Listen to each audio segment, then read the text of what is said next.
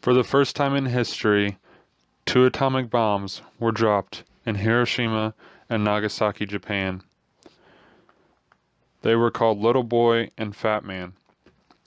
Little Boy was dropped in Hiroshima and it had a uranium payload, and the airplane that carried it to Hiroshima and dropped it was called the Enola Gay, which was named after one of the crew members on the plane's mom, which he named it after her because he wanted the plane to have a unique name because he knew that it would be remembered for a really, really long time.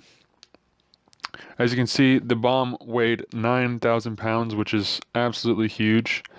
And just this bomb had the same explosive capacity as 20,000 tons of TNT, which is a lot.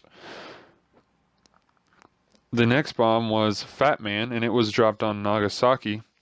It had a plutonium payload. And the reason it was different as far as the payload goes is because whenever the bombs were being created, we weren't entirely sure that we would have enough uranium available to create two bombs out of uranium. So instead, we used plutonium, and we weren't entirely sure at first as to whether the plutonium would actually work, but it did end up working. And the plane that carried Fat Man was called Boxcar. There's not as much of an interesting story behind the name of this plane. But both of these bombs were carried, both of these planes, rather, were carried on the USS Indianapolis over to Iwo Jima, where they then flew and bombed Japan.